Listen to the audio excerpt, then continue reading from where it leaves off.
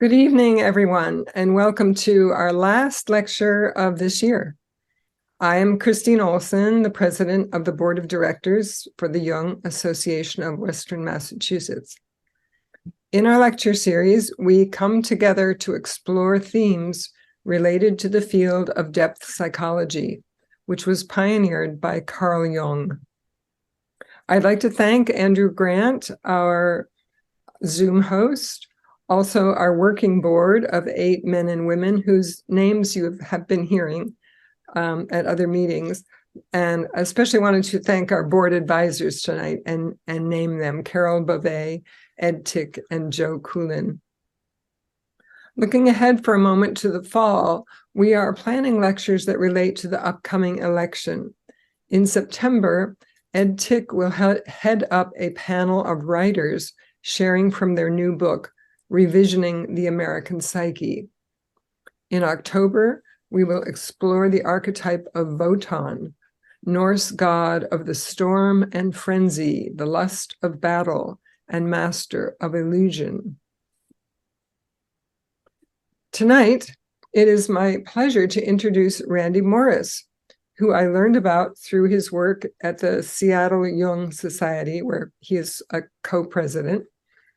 A paper he wrote on tonight's topic, Extinction Anxiety, piqued my interest, and we are fortunate to have him here with us tonight.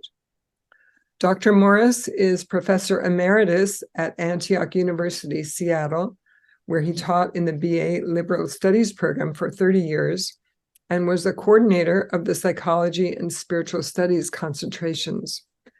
Prior to his career at Antioch, Randy taught K through 12 students for 10 years, including 3 years at the Hiroshima International School in Hiroshima, Japan. He was a Vision Quest guide for many years and is a certified saging leader with Saging International. Currently, he is the co-president of the C.G. Jung Society of Seattle, bringing the insights of depth psychology to bear on global rites of passage and the dark night of the species soul. Thank you for being here tonight, Randy. Okay, thank you, Christine, for that introduction, and thanks for the invitation to speak to everyone tonight. And thank you to all of you for spending these 2 hours thinking about these huge issues that are going on in our country today. It's always a special thing when we can gather together in a small group of thoughtful people to reflect on what's happening in our world. As co-president of the Seattle Jung Society, I bring greetings from your sister organization of the Great Pacific Northwest. If you go to our website at jungseattle.org, you'll see that our tagline is liberating soul in service to the great turning. And I see that I should be having a slideshow up here. There we go. Yes. And in the next picture, yep, there's the opening of our page on our website. So, liberating soul in service to the great turning. And our mission statement reads as follows: as a thoughtful learning community, we strive to make Jungian and depth psychological thought available to the general public through workshops, seminars, and other resources that help liberate the soul and transform culture. I like to think that whenever a circle gathers in service to Jungian depth psychology, that circle is working to liberate soul in service to the great cultural transformations that are happening all around us. I like the way that cultural historian Richard Tarnas frames learning communities like ours as heroic communities, understood as communities that are consciously oriented toward a framework or value of values or a vision challenges that of the larger mainstream society. Such communities are needed more than ever, as the evidence that we are living in the midst of a global psychic epidemic of epic proportions becomes more apparent. Perhaps, like me, you're looking for a place where you can reflect upon your deepest concerns about the fate of humanity and its role in the ongoing continuity of planetary life in a community of like-minded souls. Or perhaps, like me, you're wondering, as do the Yupik Eskimos, how to be wise in preparing for the unknowable. We here in America are relatively lucky, depending on our socioeconomic status. We're not crouching in basements, waiting for the next bomb to drop, or fending off starvation as crops burn or flood. Most of us in first world countries are only now beginning to experience the ravages of climate change as we witness climate refugees at our borders, forest fires burning out of control, and strange weather patterns. Our challenge as relatively conscious people interested in the insights of Jungian depth psychology is how to stay mentally healthy and spiritually whole in these brutal times. How can we avoid the contagion of this psychic epidemic of anxiety, living in the midst of fundamentalism and fascism, avoiding the temptation to become suspicious, hate-filled, desensitized, or worse, according to the poet William Butler Yeats, full of passionate intensity? Whenever I'm charged with the responsibility of facilitating a circle like this, I think of a dream that came to me early in my teaching career. It was on an Easter morning, and I awoke with the voice of Mother Teresa in my head. I didn't know much about Mother Teresa at that time, but her voice was insistent. She said, "Randy, the point is not to save people. The point is to create the conditions for the possibility of grace." To create the conditions for the possibility of grace. This teaching from the great avatar of compassion, Mother Teresa, has remained at the center of my teaching life as it's evolved over my 40-year career. It reminds me in this very moment to tell you that I'm not trying to change anyone's mind with my words tonight, not arguing about anything, not trying to save anyone. My only job is a poetic one, to create conditions for the possibility of grace, hoping that there might be a moment during my presentation where you might experience some new image, some new emotional field, some new idea you haven't previously considered, in hopes that it will make you more conscious of the sacred task before you, before us all, namely, to be an agent in the great work facing humanity, to facilitate a global initiation into a new kind of psychic reality, and therefore a new kind of human being. I'll attempt to create this container of grace by telling some of my dreams and stories and speculate about what Jung might say about these times. In this sense, I'm doing a form of spiritual activism, wherein I risk sharing my own interior life in service to the healing of the collective. Because I'm making statements about possible futures through the medium of depth psychology, I'm also speaking in a prophetic voice, not the kind of judgmental prophet from the Old Testament who criticizes the profligate ways of the people and exhorts them to do better, but the kind of prophet who tries to puncture the trance of numbness and despair that afflicts our collective consciousness. By naming the darkness, the prophet seeks to advance the dignity and power of awakened consciousness. He or she wants to penetrate despair by offering new futures that can be believed in and embraced by the people.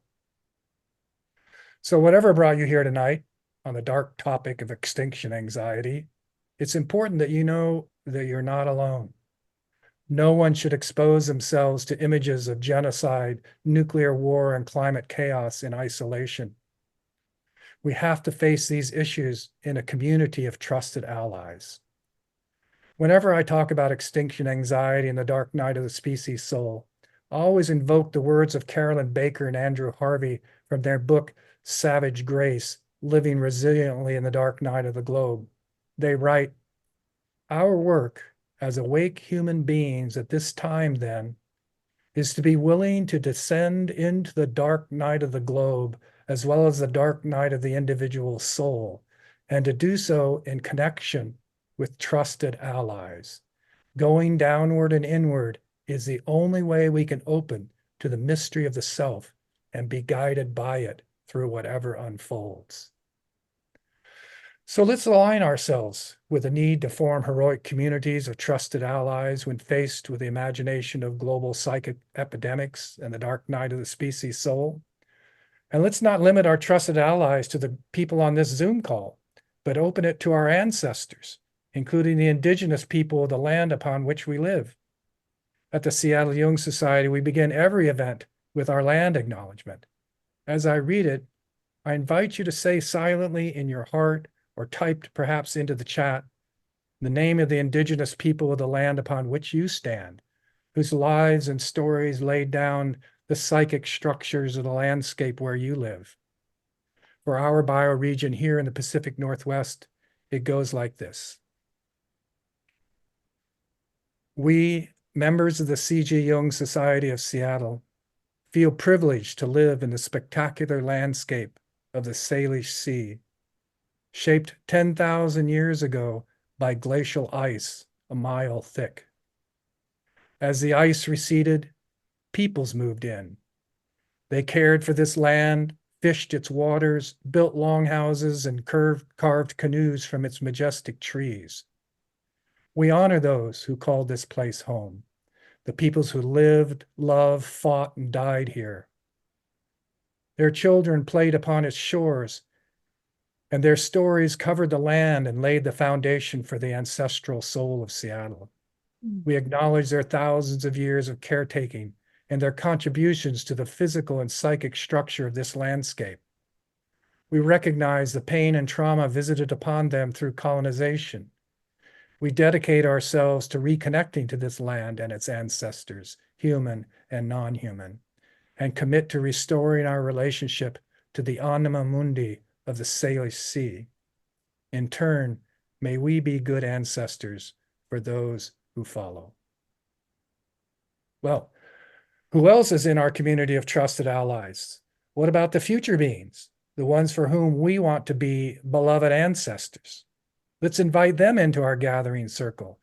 After all, are we not in partnership with them to make it possible for them to be born? Who else can we count as trusted allies to go downward and inward into the topic of extinction anxiety and the dark night of the species soul? Let's not limit our circle to human beings, but open it to the animal, plant, and mineral kingdoms as well. Let's call in the weather beings and the water and the mountain beings. In fact, let's call a council of all beings to witness our deliberations today.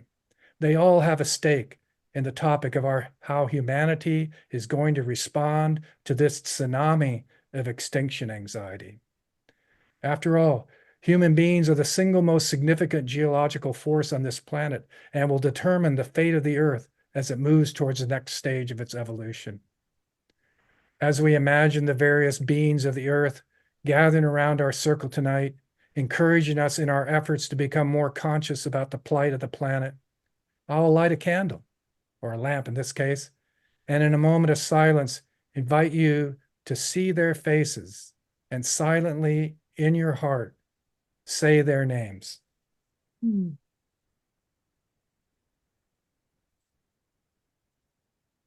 What ancestor, human or more than human, do you want to invite into our learning circle this evening?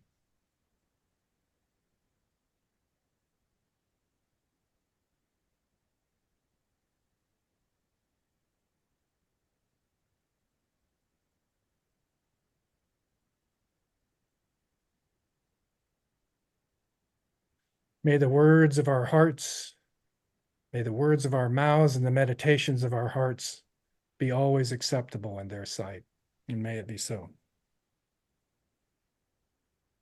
Okay. Now that the invisibles are here to support and guide us, we can proceed with our topic tonight, the therapeutics of extinction anxiety, a depth psychological approach. But first, we need to align our language so we're in the same community of discourse. After all, my imagination of who Jung was and the meaning of depth psychology may be different from yours. So I'm going to begin by talking about what I think a depth psychological approach means. Then, once I sketch out my understanding of depth psychology, I'll turn to the question of extinction anxiety. Such a strange category. You may have heard of eco-anxiety or death anxiety, but why privilege this term extinction anxiety? To approach this topic with both head and heart will require some careful ritual work. The imagery of extinction is intense, and we have to prepare ourselves to enter that dark territory. Once the necessary words are spoken and the sacred circle of our understanding has been demarcated, we'll go to the crux of the issue, namely, what do I mean by therapeutics? How do we live a life dedicated to the good, the true, the beautiful, and the just in brutalizing times? Now, these are heavy topics, and you may wonder by what authority I'm qualified to be speaking about such matters. After all, I'm not a clinical psychologist nor a Jungian analyst. I'm not an expert in climate change nor a political scientist. Not only that, but I'm a privileged white heterosexual middle-class male.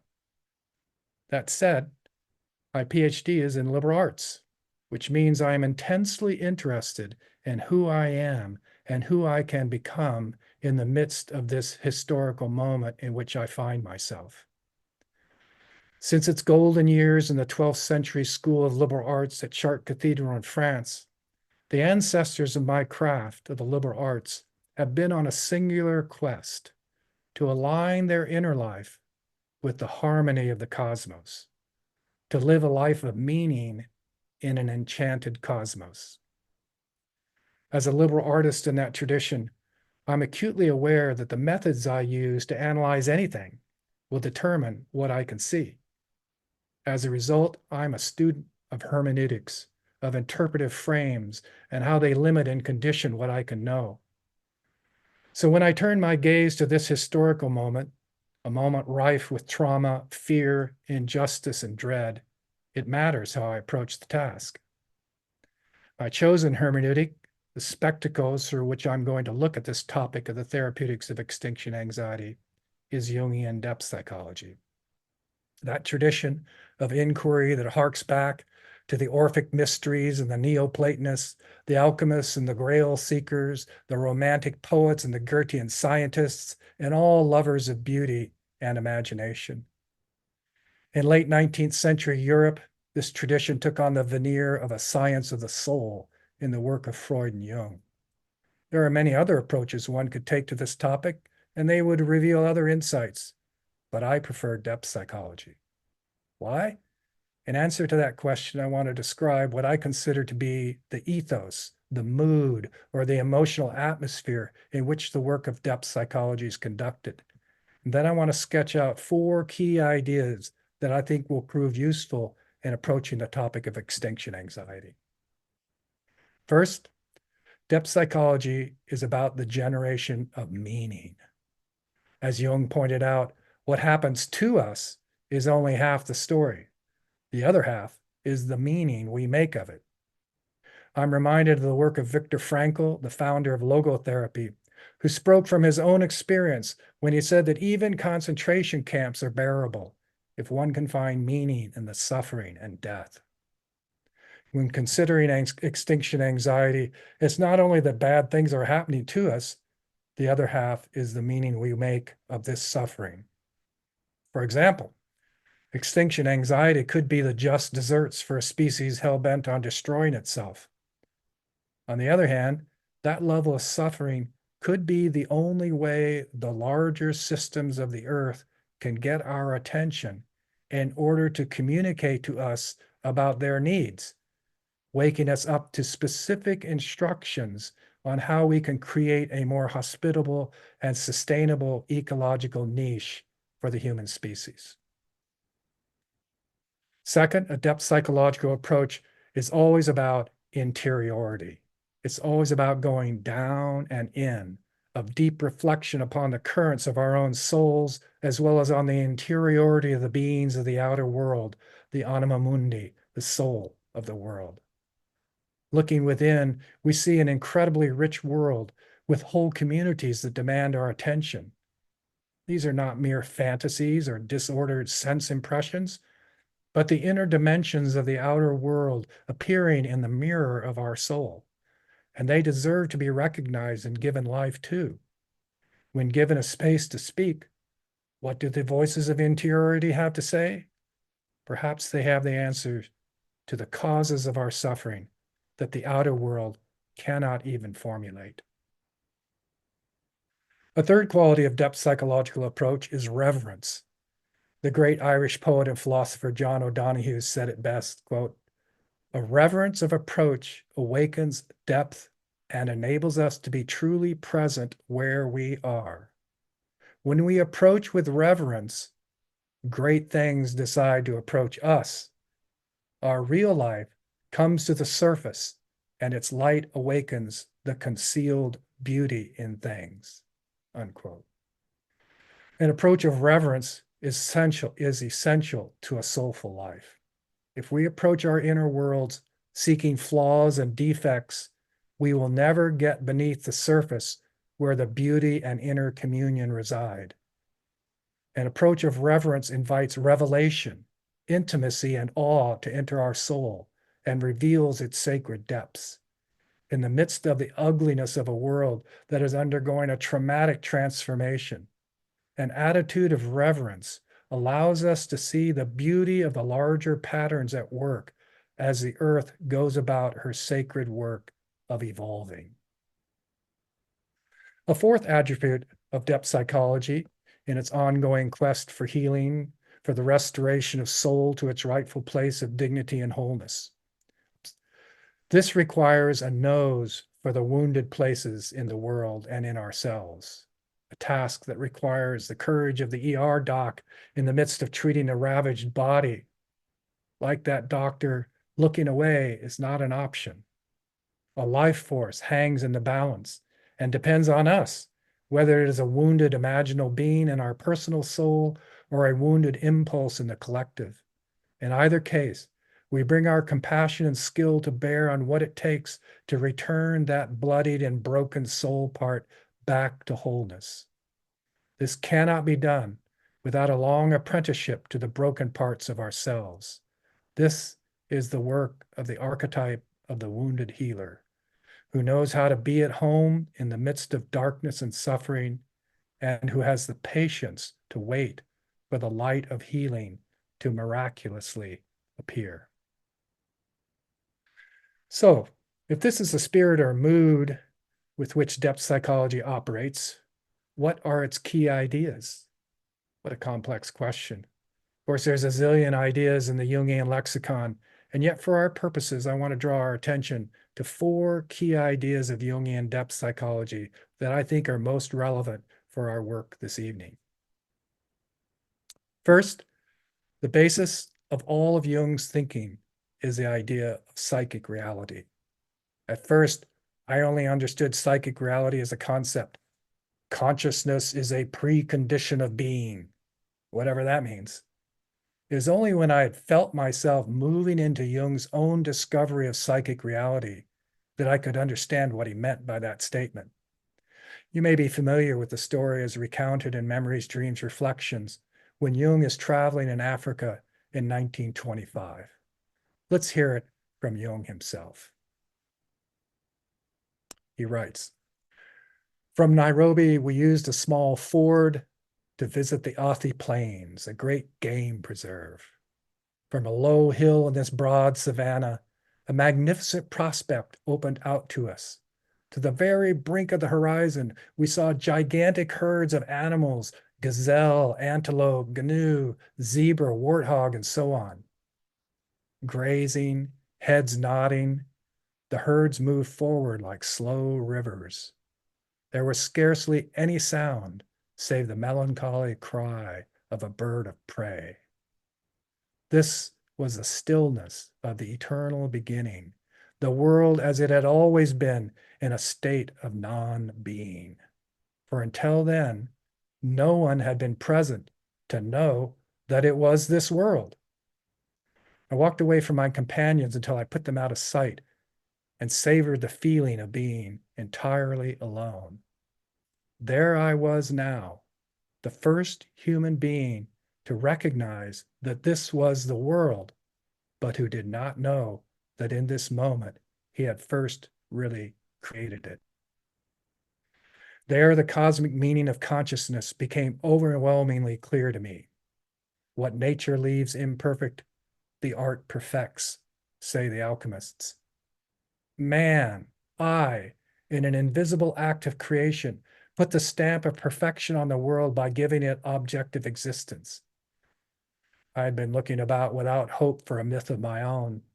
Now I knew what it was, and knew even more, that man is indispensable for the completion of creation, that in fact he himself is the second creator of the world, who alone has given to the world its object of existence, without which, unheard, unseen, silently eating, giving birth, dying, heads nodding through the millions of years, it would have gone on in the profoundest night of non-being, down to its unknown end. Human consciousness created objective existence and meaning, and man found his indispensable place in the great process of being. Well, I never tire of imagining myself sitting next to Jung as this revelation pours over him, and I never tire of recreating it in my own experiences in nature. It makes it clear that the purpose of human life is the creation of consciousness, a purpose that endows human consciousness with the dignity of a cosmic principle. As Jung puts it, quote, "As far as we can discern, the sole purpose of human existence is to kindle a light in the darkness of mere being," unquote. Understanding psychic reality is crucial to a meditation on extinction anxiety, because human extinction means that this capacity for reflective consciousness will be extinguished. Creation would lose its mirror, and it would plunge back into a state of what Jung calls non-being. A second idea, crucial to the depth psychological perspective, is that in some deep and mysterious way, we are divided against ourselves. The individuation process is about overcoming this separation through dialogue with the unconscious. Perhaps St. Paul said it most succinctly, "For I do not do the good I desire, but rather the evil that I do not desire. Now, if I should do what I do not wish to do, it is not I that do it, but rather sin which dwells within me." Now, here is an image of estrangement, what Paul called sin, that accounts for many of our strange behaviors.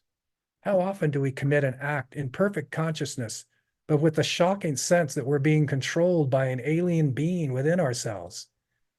And how can we claim to know much about the motives of other human beings, much less the intentions of the body politic or even the cosmos, if we cannot even know why we do the things that we do? This I that thinks it knows what it's doing, depth psychology calls the ego, and that strange force in my limbs that compels me to do things I do not understand, it calls the unconscious. Depth psychology is the study of the relationships between the ego and the unconscious. Its goal is for the ego to establish a conscious relationship with the unconscious. When this happens, forces are released from within the unconscious that guide an individual to individuate, that is, to fulfill their destiny by becoming the person they were always meant to be. Over 100 years of clinical research into the nature of the unconscious suggests that there are 3 layers to it: a personal unconscious that contains repressed material from our personal lives, a collective unconscious that contains contents derived from our evolution as a species, and a third level that some call the world unconscious, that contains contents at the edge of the psyche-soma boundary, and which gives us access into the interiority of the beings of the outer world. So while the unconscious is the repository of the best and worst of ourselves, it's also the place wherein we meet and converse with nature and the divine. Understanding the layers of the unconscious is crucial to discerning a therapeutics for extinction anxiety by providing a direction to go, namely down and in. And thirdly, depth psychology asserts that the push of the unconscious into the affairs of the ego has an intentionality about it.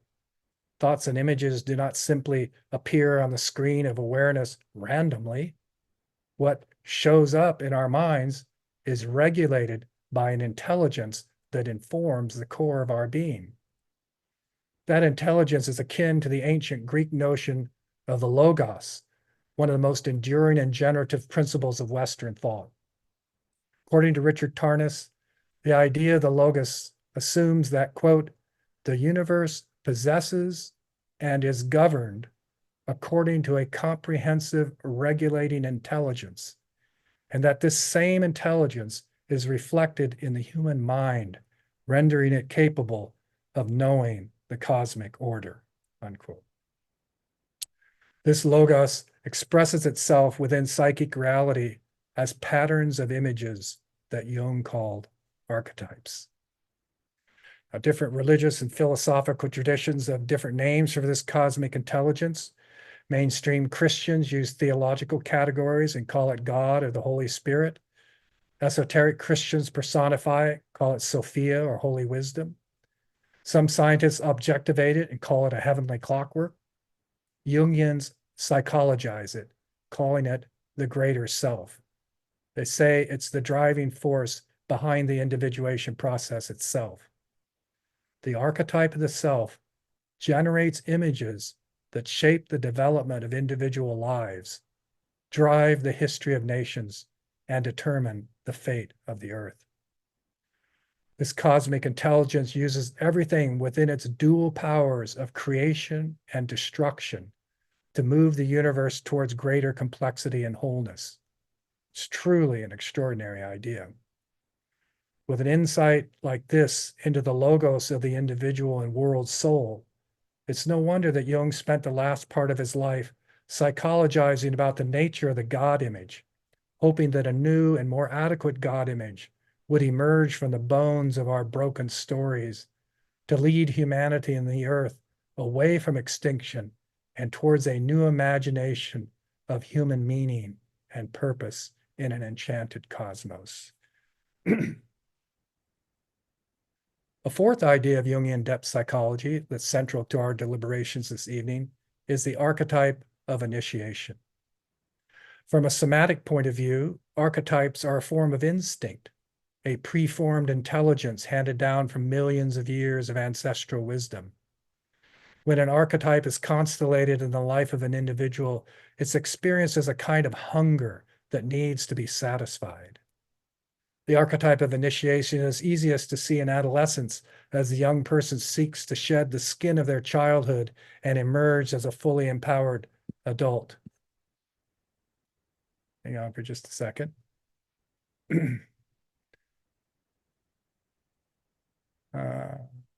Something happened here, but I'll be right back here.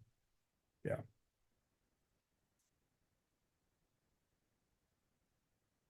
Oh. Sorry, you know how it is. I just invited the trickster into this room here. Hang on for just a second. Yeah, I'm doing initiation here. There we go. In traditional cultures, the youth are guided by elders through various death and rebirth ceremonies and emerge as empowered young adults. In Western cultures, who live in a time of aimless mythlessness, the youth are mostly fed junk food, drugs, sex, and rock and roll. As a result, we live in what the eco-psychologist Bill Plotkin calls a patho-adolescent society. The archetype of initiation constellates again in midlife and in elderhood, as well as any time there is a need for a powerful death and rebirth experience to advance the individuation process.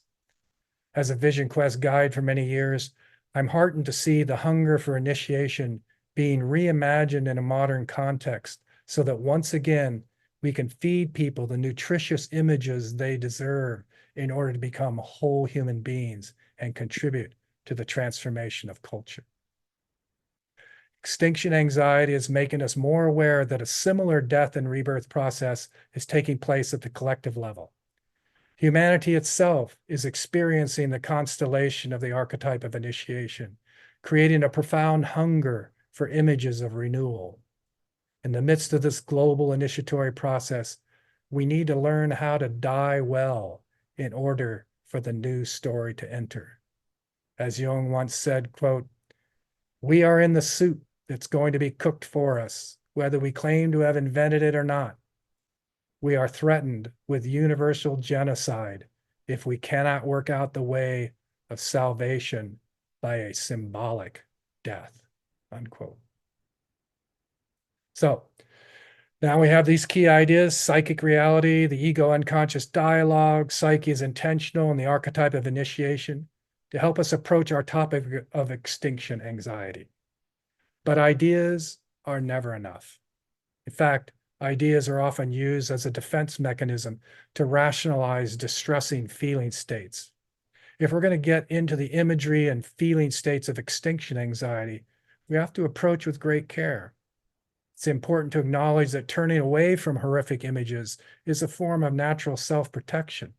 It's useful and necessary to life. My invitation to draw aside the veil to look directly at the terror of extinction is to risk trespassing on inhibitions that are a part of our humanity. On the other hand, the closing of our hearts to the consequences of our actions is destroying the planet.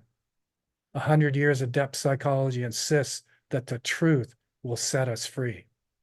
If that truth leads to an immersion of death, as Robert J. Lifton calls it, then that's where we need to go. Tonight, we're going to microdose our exposure to extinction imagery. Longer immersions require more time to create stronger boundaries. That said, I'd remind you that we have cast a protective circle in our invocation. We're with the people on this call, the ancestor, the future beings, the animal, plant, and mineral kingdoms. It's as safe as can be expected to approach what Joanna Macy means when she says we need to sustain the gaze of Hiroshima's terror, which is the terror not only of our own death, but the extinction of humanity as a whole. Let's begin our descent into extinction anxiety and using the first part of the description that I created for this talk. Quote, it's my thesis that as a culture, we are swimming in a psychic soup of apocalyptic stories, images, and symbols of nuclear war, social injustice, anthropogenic climate change, and global pandemics. As a result, we are experiencing high levels of anxiety about the human future, which I am calling extinction anxiety.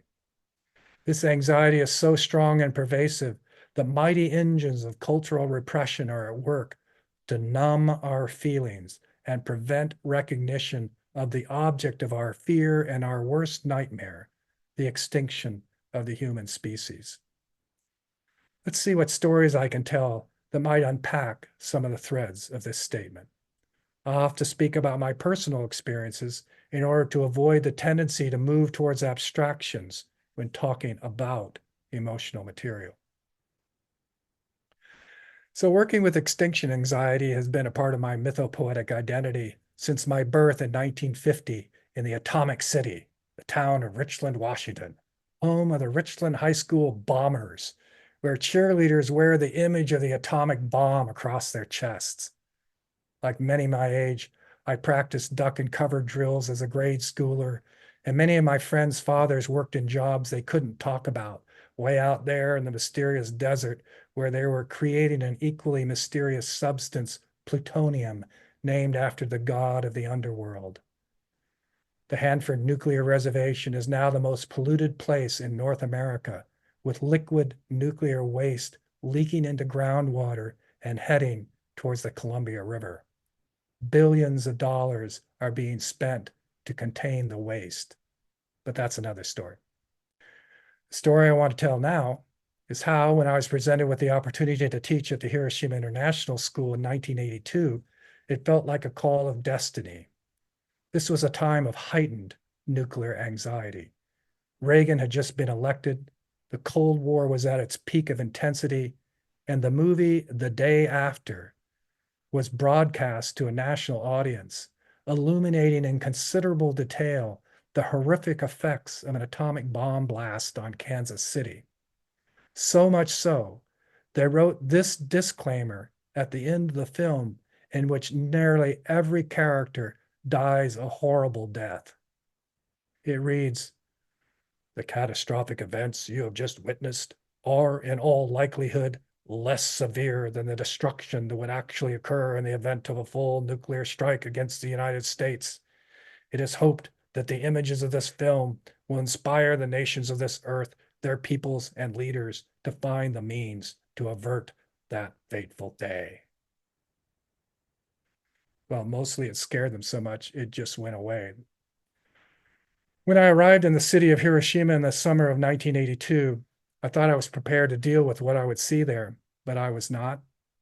The scale of destruction by the 15 kiloton bomb on Hiroshima, which now would be considered a small tactical nuclear weapon, was catastrophic.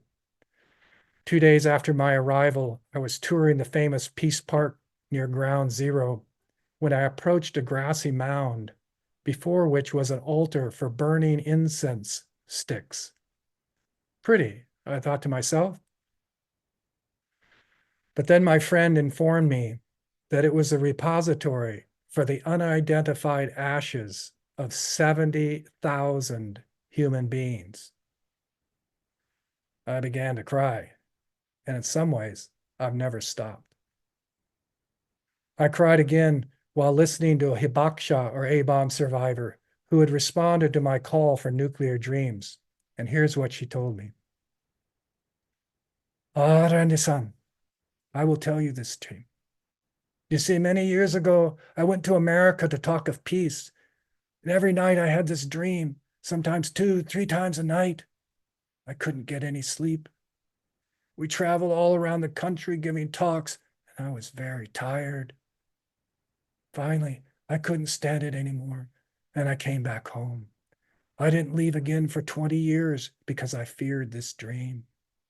You see, in this dream, I was 12 years old again, and I woke up on a fine morning. I was walking to school when this big bomb exploded all around me. I was screaming, and my dress was on fire, as was the land all around me. People were yelling and running every which way. I tried to make it to this bridge that would lead me back home. As I crawled over the bridge, I heard my name being called. Tomoko, Tomoko.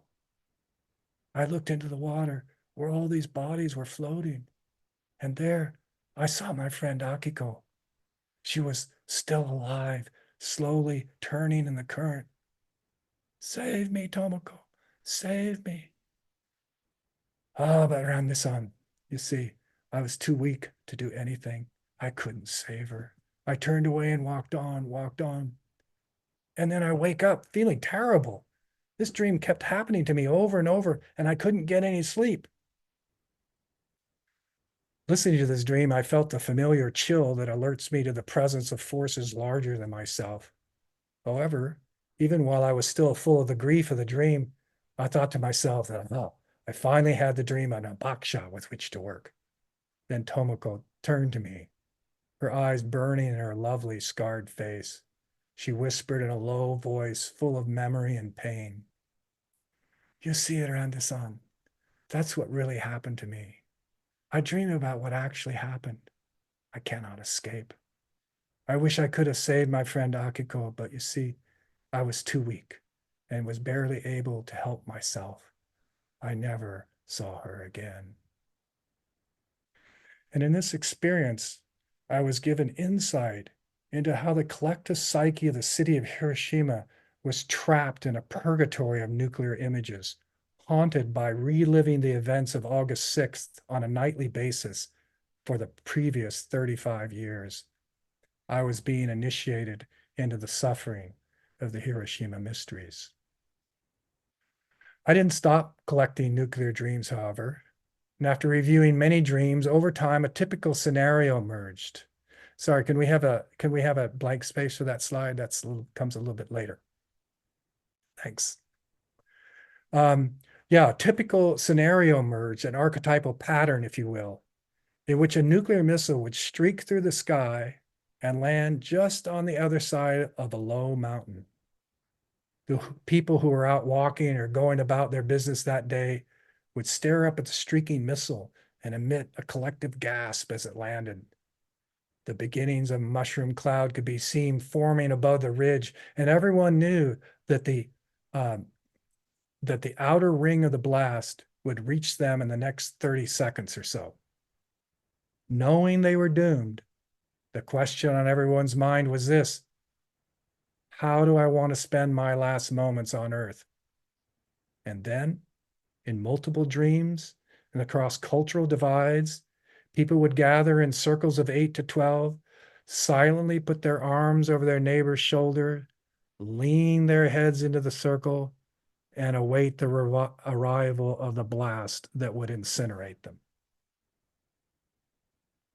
It's a stark image, sobering in its intensity, but it gives a picture of the human instinct to move towards community in the presence of mass death.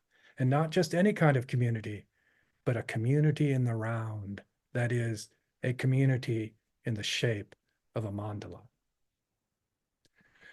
In the nearly 40 years since the archetypal image presented itself to me, I've often wondered what would change if the time frame were expanded. What if it were 30 minutes before the blast hit? What about 3 hours, 3 days, 3 months, 3 years? How would I want to spend that time? Now, you may wonder why I'm speaking so much about nuclear images when trying to define what I mean by extinction anxiety. The answer is simple. Because of my personal story, I can approach nuclear anxiety through my own interior. I have opened my heart to it. I've felt its dread. I have immersed myself in its death imagery. I've accepted the call to be an initiate of the Hiroshima mysteries. I want to suggest that in the course of your life, you may have felt yourself drawn to some collective trauma that has alerted you to a destiny thread that personally connects you to a wounded place in the world and therefore to the suffering of the anima mundi. Of course, in addition to the nuclear crisis, there are many other threats to human survival. There's also climate change, ozone depletion, acid acidification, not to mention threats to our democracy. To read the news these days is to re-traumatize oneself to what many are calling the polycrisis. Now, this diagram gives a picture of some of the scientific facts that undergird our feelings of extinction anxiety. I'm sure most of you are quite familiar with the factual basis of the polycrisis, but we're not here to discuss or debate those facts. It's enough to know that they are bad. And why is that enough? Because the facts of the polycrisis are not the same as the felt sense of extinction anxiety. Extinction anxiety is a feeling state, a set of psychic facts, whereas the data of the polycrisis are scientific facts. In other words, extinction anxiety is a subjective experiencing of the scientific facts of the polycrisis. So how does the psyche respond to the tremendous anxiety, grief, and despair produced by the scientific facts of the polycrisis? Depth psychology suggests that there are two ways the psyche reacts: splitting and conscious integration. The psychodynamics of splitting in the face of trauma are well described in the work of Jungian analyst Donald Kalshad's description of the self-care system. Simplistically stated, in this model, the negative emotions that are typically generated in everyone's lives are repressed in the unconscious in order to protect the ego. As a result, the ego can go about its business undisturbed. But if the trauma is strong enough, ego consciousness can no longer repress the feelings. The ego is overwhelmed and its moral container unable to function. With the ego unable to accept as its own the powerful affects welling up from the unconscious, they dissociate or split and are projected onto the other, who then becomes the object of hate. Hating the other is a way for the shameful and disagreeable contents of the inner world to discharge and cover up painful contents. How are these difficult feeling states managed under normal conditions? At the individual level, these volcanic affects are humanized in early childhood through the love and boundary setting of the parents, who create an adequate moral container for infantile rage. At the collective level, the projected feeling states become the noise and hubbub of democracy, wherein the shouting and jostling of normal political discourse allows for the healthy discharge of psychic conflict. Political campaigns may get nasty, but violence is avoided. In this collective situation, the love and boundary setting are provided by allegiance to the laws and the Constitution, which eventually becomes the moral container for the collective rage of losing an election. In describing his own country, Jung writes, "In Switzerland, we have built up the perfect democracy, where our warlike instincts expend themselves in the form of domestic quarrels called political life. We fight each other within the limits of the law and the Constitution, and we are inclined to think of democracy as a chronic state of mitigated civil war. We are far from being at peace with ourselves. On the contrary, we hate and fight each other because we have succeeded in introverting war. We have a tolerable social order in Switzerland because we fight amongst ourselves." So what happens when this psychic energy is no longer bound by a flexible ego and is let loose as a collective epidemic? With the breaching of the Constitution as a valid container for holding the introverted warfare of politics, the blood tide is loosed. We see it in the rise of fundamentalism as people desperately seek rigid containers for taming their wildly out of control affects. And we see it in the rise of fascism, the dynamics of which are succinctly described by Jung in his essay, After the Catastrophe, written in 1946, but just as applicable today. Reflecting on the rise of Hitler and National Socialism in the 1930s, he wrote, quote, "The tide that rose in the unconscious after the First World War was reflected in individual dreams in the form of collective mythological symbols which expressed primitivity, violence, cruelty, in short, all the powers of darkness. When such symbols occur in a large number of individuals and are not understood, they begin to draw these individuals together as if by a magnetic force. And thus a mob is formed. Its leader will soon be found in the individual who has the least resistance, the least sense of responsibility, and because of his inferiority, the greatest will to power. He will let loose everything that's ready to burst forth, and the mob will follow with the irresistible force of an avalanche." Unquote. So, at the collective level, the body politic is dissociated and polarized due to various forces of trauma, leading to the projection of an untransformed hate that seems to come straight from the kill or be killed reptilian brain. The result? All pretense of reflective, nuanced thinking is gone, replaced by stereotypical binary thinking that reduces complicated realities to simplistic categories of good, us, and evil, them. Cowshed writes, quote, "In this way, complicated human and interhuman realities are reduced to totalistic categories and stereotypes. The difficult emotional fact that we're all both good and bad, and in a constant conflict with ourselves, is eliminated. The nuances, difficulties, and complications of human life, human tragedy, human choice, and human freedom are denied. Once the object is stereotyped and painted bad, as in all Muslims are dangerous, hateful action feels justified. When the object gets angry and attacks back or aggressively defends herself, this proves her badness and justifies more hate. In America today, this polarizing us-them narrative has taken over much of our common culture. We see it on both the left and the right of the political spectrum." Unquote.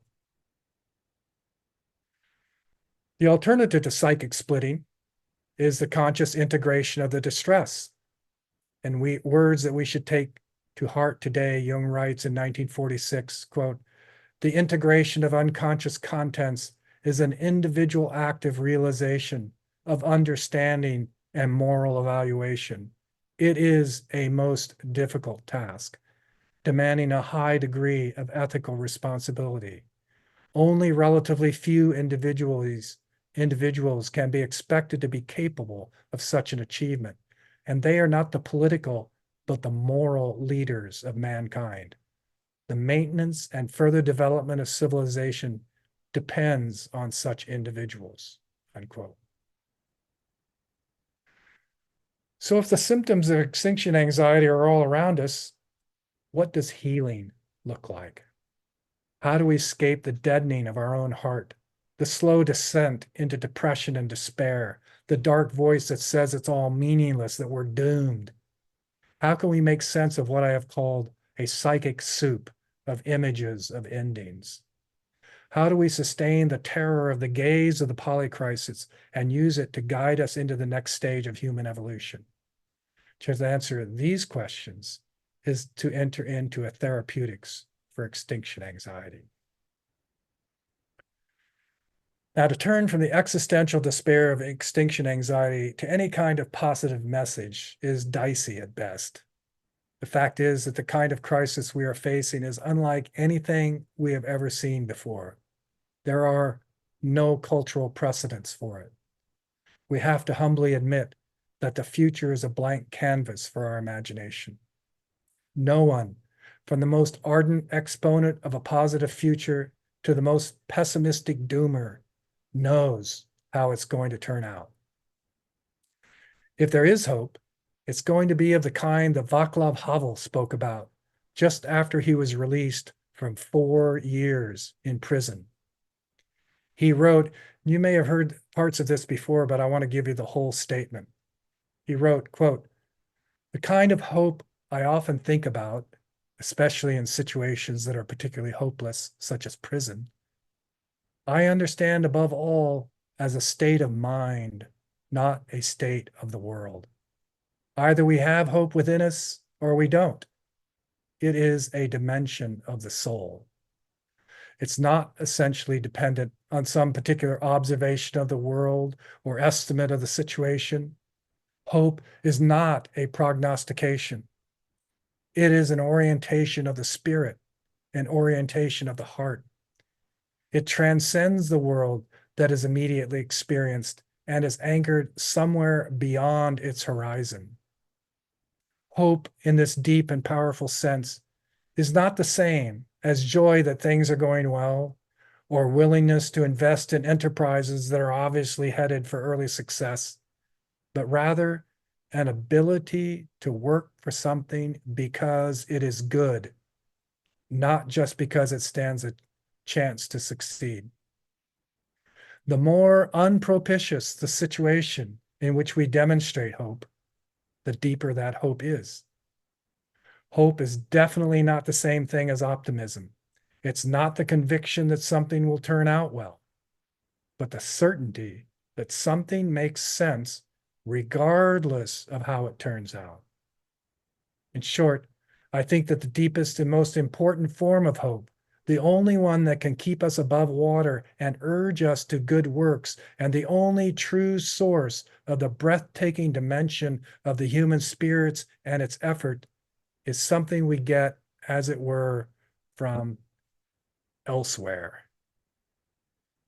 It is also this hope above all, which gives us the strength to live and continually to try new things, even in conditions that seem as hopeless as ours do here and now," unquote. In my own quest to heal from the nightmarish images of nuclear holocaust, I was fortunate to run into the work of Joanna Macy in 1983, beginning with his first article on despair and empowerment in the nuclear age in a magazine called Evolutionary Blues. Joanna was the first person to address directly the emotional turmoil constellated by my Hiroshima experiences. Instead of dismissing them, she challenged me to gaze more deeply into the terror of Hiroshima. I followed Joanna's work through the decades attended many of her workshops, became friends. Her work went through several iterations before settling into a basic set of ideas for what she calls the work that reconnects. This diagram can provide our first glimpse into a therapy for extinction anxiety. First, we never go into the domain of despair and empowerment work without first bathing ourselves in gratitude for the gift of being alive. It is the root activity. We are so fortunate to be living in these bodies at this most propitious time in the ongoing story of Earth. And only when we can feel the love and gratitude coursing through our veins can we enter into the dark domain of honoring our pain for the world. In this phase, we learn what it means that we only grieve what we love. This is the hard part. And Joanna has created many exercises to help groups move through their despair for the state of the world. But somewhere, somehow, the emotional field turns and we begin to look with new eyes upon issues that previously seemed impossible, intractable. Then, armed with this new insight, we go forth into the world to do the work we've been given to do. Now, the great mystery of the work that reconnects is located right there in that turn from honoring our pain for the world to seeing with new eyes. What wisdom resides there? I know the felt experience of it from many workshops with Joanna in my years as a Vision Quester and Vision Quest guide. But what is the mechanism? What can this mysterious liminal place teach us about the therapy of extinction anxiety? Can it help us bring about the new world we seek? Well, the next step in my understanding of how despair turns into empowerment came from reading Miriam Greenspan's book, Healing Through the Dark Emotions, The Wisdom of Grief, Fear, and Despair. As the daughter of 2 Holocaust survivors and an experienced psychotherapist, Greenspan knows well the fear of falling into darkness and not being able to return, that the more we lock up our dark emotions, the greater the fear they will devour us. Her therapeutic advice is to listen to what the dark emotions have to say, and then listen some more, since we get better at it the more we practice it. When we are able to be in the presence of these emotions with awareness and receptivity, they become our teachers. Greenspan writes, quote, "They bring us information and supply us with energy, the raw material of spiritual empowerment and transformation. When we know how to listen to them, we can ride their energy like a wave with awareness as our protection. Emotional energy flows and a hidden doorway in the heart opens. Something shifts. A transmutation occurs, a movement through the pain to spiritual power. Finding the power of the sacred, not despite suffering, but in the midst of it. This is the alchemy of the dark emotions." Yes, riding the energy of extinction anxiety like a wave with awareness as our protection. If we stay on board, a hidden doorway in the heart opens. In my experience, and the experience of those with whom I have worked, that door leads into the deeper layers of the psychoid unconscious, into the earth herself. And there she speaks, using the voice of what Thomas Berry calls spontaneities, the dreams, visions, synchronicities, and intuitions that are so much the stuff of Jungian psychotherapy. The voice of the earth, in her generosity, offers us the seeds of a new revelation. In other words, I propose that apocalyptic imagery and extinction anxiety are promptings from the sentience of the earth herself, inviting human beings to walk through a threshold towards personal, cultural, and planetary renewal. Yes, she speaks, and this is what she told me. Humanity is embarked on a generations-long collective initiation process guided by the birth, death, rebirth dynamics of the archetype of initiation.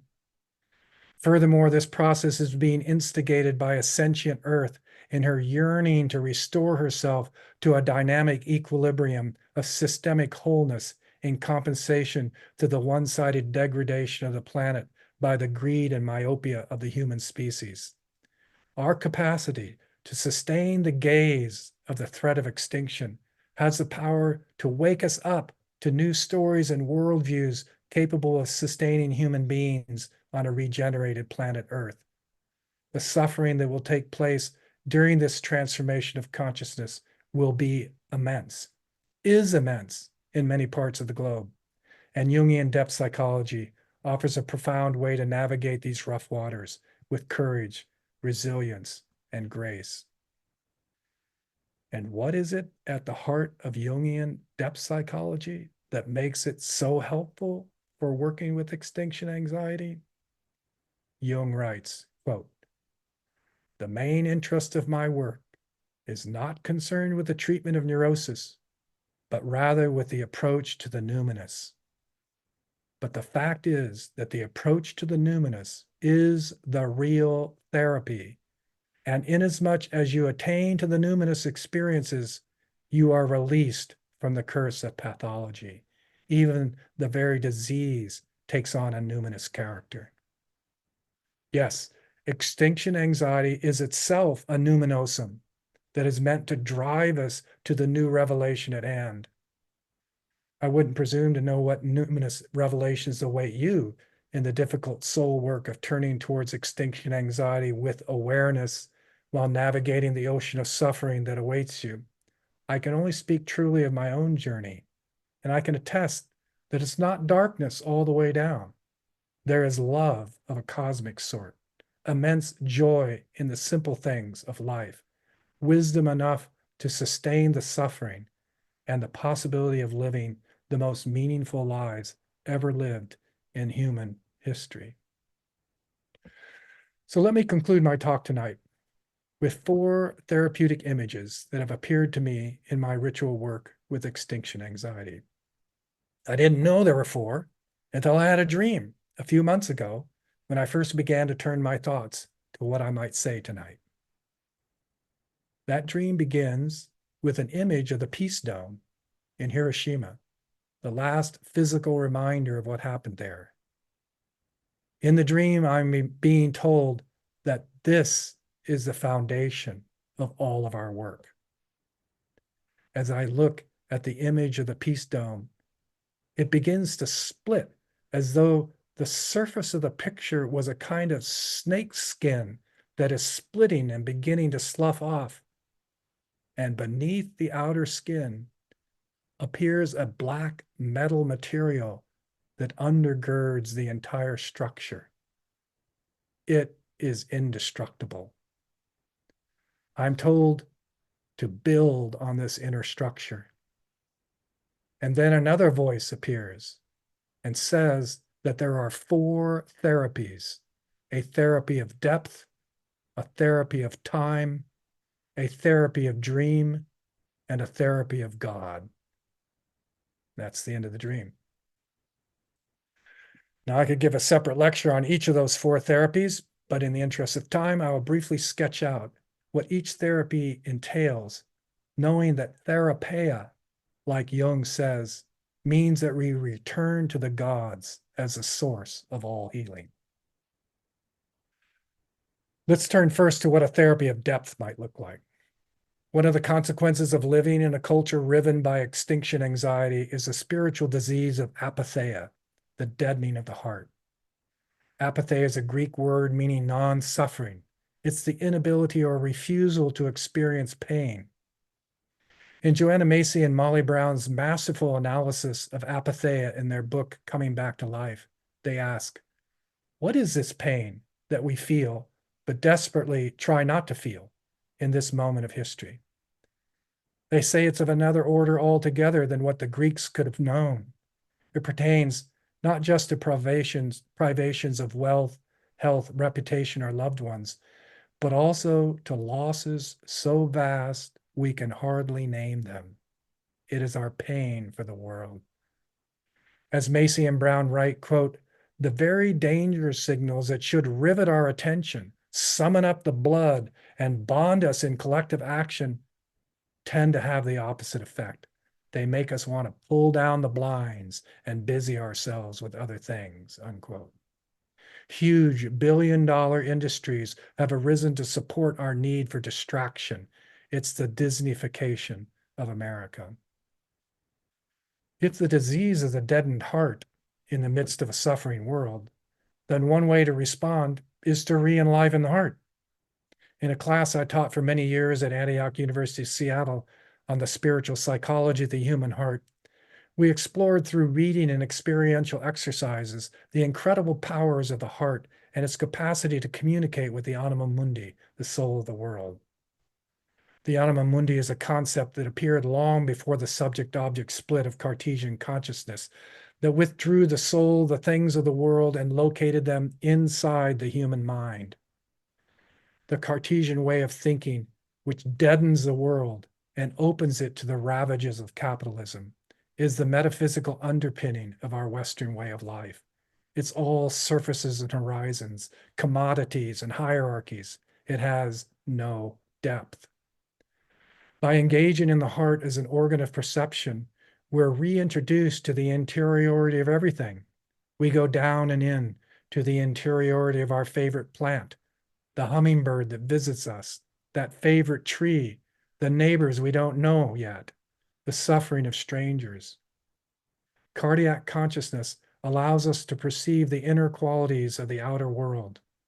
Through radical empathy, it draws us into the story of each individual thing and sensitizes us to its beauty and its suffering. This heart-based perceptual capacity is already known in the esoteric traditions of East and West, as well as in indigenous traditions. Extinction anxiety is a call from the sentience of the earth to restore the perceptual capacities of the heart in order to align ourselves with the deep intentions of the anima mundi, the soul of the world. A therapy of time. Remember my first felt experience of cosmic time? In 1967, I was a junior in college, majoring in biology. It was a clear Saturday morning, and some friends and I had done some psilocybin at the park. It had rained the night before, and mud puddles were everywhere. I was wandering about by myself, admiring the beauty of all things, when I walked through a small mud puddle. I didn't think much of it, took a few more steps. Then I turned around to look at the consequences of my actions. The mud puddle was swirling with the silt that I had kicked up. I slowly realized that I had created a holocaust in the ecosystem of that small world. I went back to look more carefully, spent the next 20 minutes staring at this puddle as the silt slowly settled and some degree of homeostasis was restored. But my imagination was on fire as I recalled what I saw in the pond water samples we had just been studying in the biolab under microscopes. Rotifers, those gorgeous luminescent beings, were everywhere in this water. Who knows how many of them I had already killed? But those that were still alive were now settling down, returning to their business of swimming, feeding, mating, dying. I could feel in a kind of radical empathy what it was like to be a rotifer in that situation. The physics of the swirling water, the chemistry of the inorganic and organic compounds, and the biology of the luminous living creatures in this ecosystem created a numinous moment of sheer awe, and then I stood up. I looked down at first and saw my tracks in the muddy ground and realized I was creating holocausts everywhere I stepped. And then I looked up at the canopy of trees, the nearby streams, the movement of air and clouds, the sun and the stars that were hidden by the light. I had what Bill Plotkin calls an eco-awakening. I realized that, like a rotifer, I was part of a larger ecosystem, and there were expanding ecosystems all the way out. These ecosystems were created through billions of years of evolution and required vast experiments in extinction and recreation. And someday, everything I see, would be swallowed by the gigantic expansion of our star, the sun, as it entered its dying process as a red dwarf. I was stardust, and to stardust I would return. This revelation of systems theory and cosmic time has been integral to my mythopoetic identity ever since. Bill Plotkin writes quite eloquently about the nature and consequences of eco-awakening. Here's what he says. Eco-awakening occurs when we have our first conscious and embodied experience of our innate membership in the Earth community. All other affiliations then become secondary and, in fact, derivative of our inherent participation in the larger, more than human world. Eco-awakening rocks your world. You now realize you had previously been a kind of refugee, existentially and ecologically homeless. The restlessness, anxiety, alienation, and displacement you had experienced all your life disperses like mist in morning sunshine. You feel at home in the world in a deep, rich, and unprecedented way, a way you hadn't known was missing, hadn't even known was possible. Each natural thing is no longer an object, but a subject to whom you are related and have always been related. Separation has ended. You've escaped the conformist consumer matrix and returned consciously to the world in which you had been born, an animate world in which everything is alive, everything speaks, everything is related to everything else, unquote. Yes, it rocks your world to know that you are part of a 13 billion year grand experiment by the creative forces of the cosmos in its urge to move to ever higher levels of consciousness. While 99.999% of all the species that have ever lived on this planet have gone extinct, at the same time, that same creative process has managed to converge in an instant of time to create your body, mind, and soul. The universe story, as told by Thomas Berry and Brian Swim, becomes a new origin myth of our age and the source of a true spiritual democracy, uniting the human species with the more than human world in a cosmic time stream of immense beauty, depth, and meaning. A therapy of dream. In his terrific essay entitled The Dream of the Earth from his book of the same name, Thomas Berry addresses the very question we're asking. Where do we go to get the guidance we need to navigate the confusion of our times? He begins by saying we're unlikely to find guidance in our cultural traditions, what he calls our cultural coding, because those traditions are themselves the source of our current difficulties. Instead, he says, quote, it appears necessary that we go beyond our cultural coding to our genetic coding for guidance, unquote. He goes on to explain that this genetic coding is grounded in the creative processes of the earth itself. The earth, he says, shapes not only the physical structure of the human being, but its psychic structure as well. This is what Jung meant when he said that the archetypes are not within us. We are in the archetypes. Those archetypes are the patterns of the earth's processes mirrored in the human psyche. So how does a sentient earth communicate with us? In words reminiscent of the Greek idea of the logos, he writes, quote, the new cultural coding that we need must emerge from the source of all such codings, from revelatory vision that comes to us in those special psychic moments or conditions that we describe as dream. We are, of course, using this term not only as regards the psychic processes that take place when we're physically asleep, but also as a way of indicating an intuitive, non-rational process that occurs when we awaken to the numinous powers ever present in the phenomenal world about us, powers that possess us in our high creative moments. Poets and artists continually invoke these spirit powers, which function less through words than through symbolic forms, unquote. We experience these numinous powers of revelatory vision in in what Barry calls spontaneities. That is, the dreams, synchronicities, intuitions, intense feeling states, body symptoms, epiphanies, and other psychic phenomena that we experience as visitations from something sacred outside of our ego, something other. And what would be the subject matter of the symbols that appear in those spontaneities? What would they be trying to tell us? In Jung's theory of psychic energy and dreams, the answer is clear. The dreams are trying to tell us what we need to know in order to heal. That is, to eliminate the blocks that prevent us from experiencing a free flow of psychic energy that is in harmony with the formative processes of the earth. Those blocks may come from the trauma of our personal circumstances, but there are also blocks that come from the trauma embedded in the collective memory of our culture. Increasingly now, the blocks to the free flow of psychic energy of the earth herself.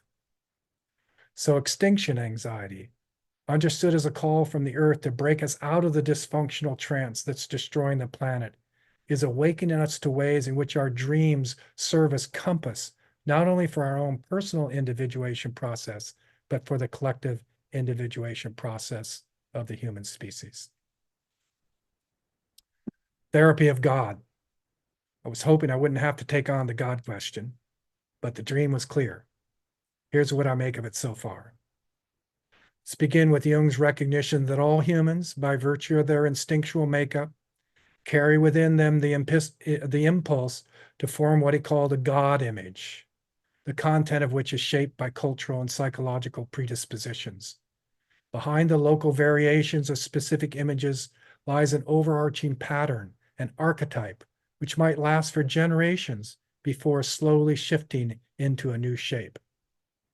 Jung wrote mostly about the archetypal transformation of Western God images from Old Testament times to New Testament times, when fundamental patterns of a judgmental and wrathful God transitioned to a forgiving and loving God. But now, the threat of the termination of the human species opens the possibility of perceiving a new God image forming in the human psyche. In response to extinction anxiety, the awareness of what changes when consciousness is no longer extant has the power to awaken us to the power of consciousness itself. Like a fish discovering it's swimming in water, we're becoming aware that humans are carriers of consciousness, and that this consciousness is the means by which creation observes itself and comes to know its place in the cosmos. And what a world it is that humans now observe. New discoveries of billions of galaxies and trillions of stars, new technologies capable of destroying all life at the push of a button, or creating telescopes that can see back into the origins of time. New insights into how animals and plants communicate with each other and with the wider world. And there is the most iconic discovery of all: the Earth, as seen from outer space, a living, breathing organism without political boundaries, a blue-green jewel that is our ethos, our home, shimmering in the vastness of space. Jung further developed his insights into the new God image in Answer to Job, written in the 1950s when atomic weapons had gone thermonuclear. He came to realize that we had now humanized the eschaton. The end of the world would not come about through a theistic God acting in history, but would come about through the choices of human beings. By exercising the apocalyptic imagination to witness a world with no human beings in it, we gain insight into how humans are a crucial advancement in life's efforts to know itself. However, with this awareness comes an awesome responsibility. We are now co-creators of the future of Earth. Our partner in this creation story is what Jung has called the unconscious, a transpersonal reality that was formed in the womb of the Earth herself. In other words, our partner in co-creation is the Earth, who make her will known, as we have seen, through what Thomas Berry calls spontaneities, the intuitions, dreams, and visionary experiences that are the way the world unconscious communicates with the ego. If we wish to stop being the affliction of the world, its demonic presence, we will need to be in deep dialogue with the intentionality of the world unconscious, discern the guidance being offered, and make an ethical obligation out of the new consciousness that has been created by the encounter. So the new God image, whatever shape it takes, will recognize the entire universe as a unified organism of extraordinary design, reflecting a massive creative intelligence. It will recognize that human beings are a bit of that creative intelligence recognizing itself. And that creative intelligence will become a willing partner to the human species as it navigates its way through its dark night of the species soul. Final question lingers. If we accept the challenge of sustaining the gaze of extinction anxiety, realizing we are both hospicing the end of the world as we know it, and yet midwifing the birth of something we can't yet know, how then shall we live? I offer you these suggestions that emerged out of my own experience, and hopefully you'll add some of your own. Track your individuation symbolism. Name your mythopoetic identity. Find your tribe of trusted allies. Don't try to change people, rather create conditions for the possibility of grace. Cultivate the heart to listen to the voice of the earth. Understand hope as a state of mind, not a state of the world.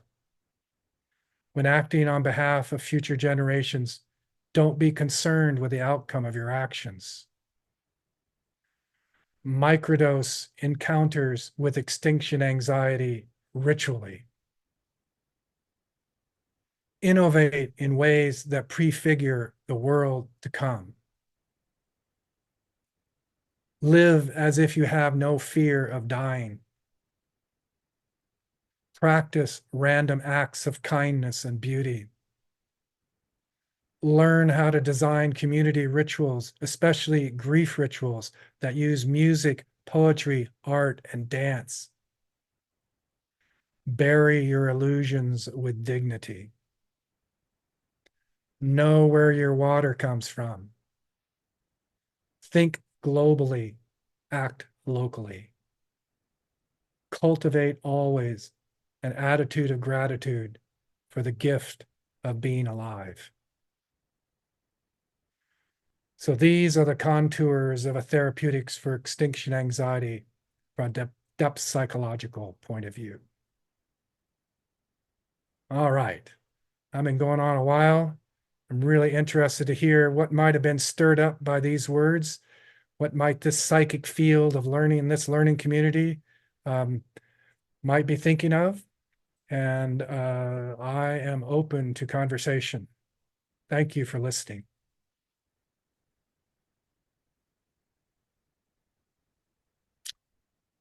So Andrew, I think you're going to facilitate this part of it. Yes, if folks would raise your Zoom hand, go ahead, EdTech.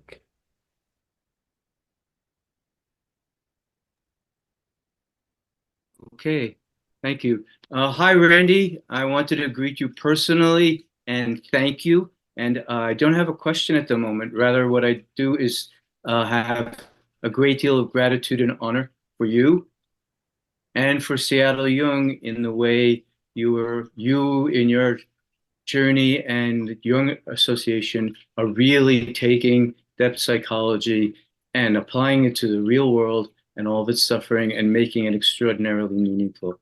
So I honor you. I applaud the work, and I accept everything you offered us as wisdom for how we can all be effective spiritual activists. Mm-hmm. Thanks very much, Ed. And, you'll be hearing from me because we're hoping to have you out speaking for the Jung Society next year. So thank you. Look forward to all collaborations that we can build together. Thank you. Yep. It reminds me, you know, I was talking about heroic communities, but also want to say something from the work of Joanna Macy where she talks about forming rough weather networks. We need to be forming rough weather networks with trusted allies, you know.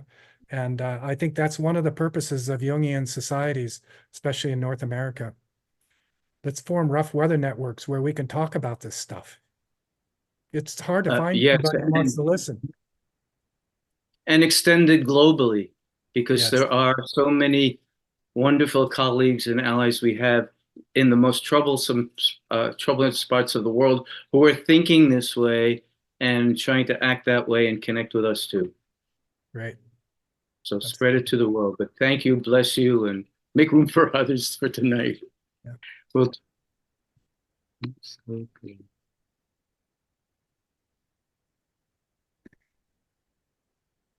Randy, while we're waiting for others to raise their hands, I do have a question from your presentation. Sure. Remembering Joanna Macy's flower image and Yep. rooted in, yes, thank you. Rooted in gratitude. So my question is, where does the gratitude come from? How is that generated? Well, gratitude is a condition of the soul. You know, I was reminded the other day in a little meeting with Andrew Harvey, the great British mystic, who was talking about, I was asking him a question about, well, you know, we talk so much about the dark side of human nature, you know, greed, anger, delusion, you know, and all the shadow dynamics and how we have to like overcome them. And he said, well, yeah, but what about the rest of it? You know, like the instinct for gratitude, you know, which is a function of the archetype of the self. There's all kinds of instinctual resources in the human spirit that are not named in the current cultural context in which we live. For example, how come we're living in a dream phobic culture? You know, dreams are a natural instinctual thing. How come there isn't a dream circle on every corner of every neighborhood in America? You know, because that kind of stuff is repressed. So the whole notion that joy is a natural condition of the human spirit, that gratitude is a natural condition of the human spirit, is being socialized out of us. It's part of the Cartesian worldview. There's no depth in Cartesian way of thinking. And honestly, everybody, unless you come from a really, really unusual background, was socialized into a Cartesian worldview. We have to earn our way into the kind of worldview that I'm talking about here. And of course, eco-awakening is a prerequisite for escaping from the Cartesian worldview. So I'd say it's just a natural part of the human spirit. And all you have to do is turn your attention to it, and there it is. Like, oh my God, I had no idea. And the image I'm getting is removing the clutter that is obscuring it. Absolutely. As I say, mighty engines of cultural repression are at work to keep you from feeling that.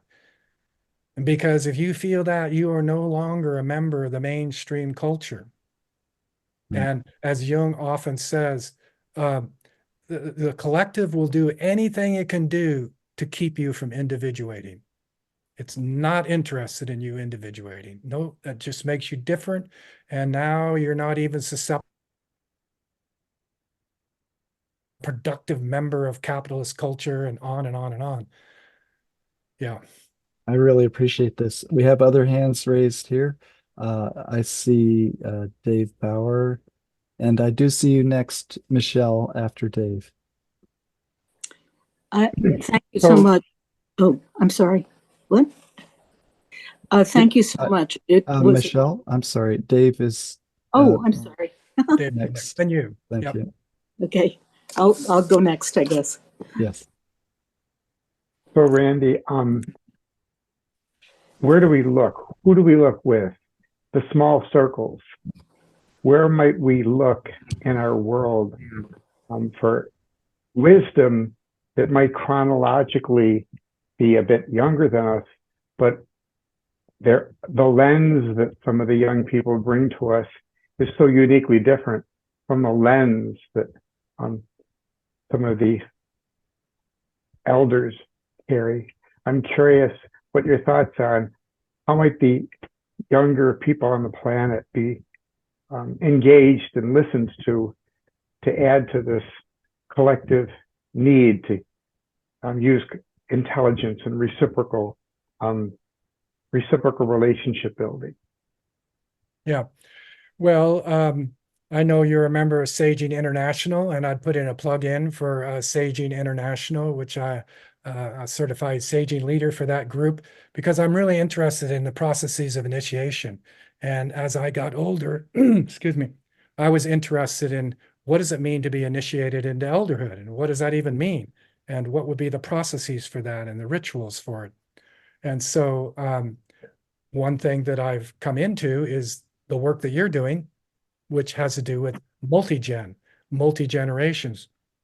And the whole reason I got into that in the first place and seeing that as an essential piece of getting older is from an experience that I had in Hiroshima when I was reading this fantastic book, The Fate of the Earth by Jonathan Schell, while sitting on a Buddhist reliquary overlooking ground zero of Hiroshima.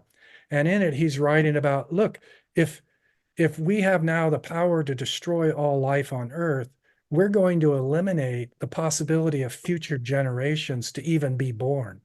So actually, we're in a partnership with those generations to make sure that they have an opportunity to be born. And so this partnership of generations extends both forward and backwards into our historical ancestors. And then with respect to intergenerational work within the living today, one thing we've discovered in at Multigen is that it's not a matter of elders, imparting their wisdom to younger people, because every time a younger person opens their mouth, the olders are going, "Oh my God, I never thought about that," And we realize that what's actually happening is reciprocal mentoring. The elders are mentoring the youngers, and the youngers are mentoring the olders. And so you're in this loop of reciprocal mentoring. And what's the wisdom that's behind all of that is the archetype of the elder. Because when those young people open their mouths and these pearls of wisdom flow forth, you realize they're tapping into the archetype of the elder, no matter what age they are. And what we need to be doing now is listening to the archetype of the elder wherever it is, because it's part of the voice of the earth. It's an instinctual, organic instinct. Yeah. Thank you for your thoughtfulness. Appreciate it. Thank you. Michelle, go ahead and unmute. Yeah, sure. I just wanted to thank you so much for quite a wonderful presentation, so much to take in. But I really wanted to share a dream I had last night, this morning, actually. And, as is the case, often we can't. I'm an analyst from the New England Jung Institute. I can't always understand or interpret my own dreams. I'm better with my patients' dreams. But I had a dream that I looked outside my house, and on the lawn, there were many big, huge buffaloes, and they were all in a kind of disturbed state. They were suffering, and they weren't dangerous, but they were enormous. And I wasn't afraid of them, but I didn't know what was happening. And I made a feeble attempt at interpreting it myself that had to do with something having to do with my old car, which is dying. But I don't think that was this dream. Yeah. I think I had an archetypal dream that I can't really forget. Yeah. Well, when buffalo shows up, you got to pay attention, that's for sure. Now, it's always important to take a dream like that and look at it from the 3 different levels. So you looked at it from a personal level, right? But then there's a collective level, the whole mythology of buffalo and the mythologies of the human history of story. But what about buffalo? Like, buffalo, like real buffaloes, you Yeah. know, and them taking the time to show up in your dream, you know, and they have things to say. And now, how to go about working that? Well, you're an analyst, you know, there's all kinds of different techniques, but this gives me an opportunity to say something that I think is really important from the work of Thomas Berry. And he says, this is relevant to your dream. In moments of confusion, such as the present, we are not left simply to our own rational contrivances. We are supported by the ultimate powers of the universe as they make themselves present to us through the spontaneities within our own beings. I just spent an hour and a half talking about that sentence. We need only become sensitized to these spontaneities, not with a naive simplicity, but with a critical appreciation. This intimacy with our genetic endowment, and through this endowment with the larger cosmic process, is not primarily the role of the philosopher, priest, prophet, or professor. It is the role of the shamanic personality, a type that is emerging once again in our society. So yes, there's the whole work of associating it to personal car and other associations that may occur to you over the next week or so. But then, yeah, reading up on the mythologies, of course, you want to understand all that. I mean, what an amazing story of the slaughter of the buffalo and the Plains Indians. And oh my Yes. God, those Yeah. white people taking trains and just blasting buffalo away. I mean, if you want an image for some of the genocide created by this mentality that we were all raised in, that would be it. But then what? What about this third level? What is buffalo coming back to you? Why buffalo of all the animals? You know, it's got something to say, and I don't presume to know what it is. The only way to know is to go in Well, there. Yeah, one thought I want to share, and I'll sign off.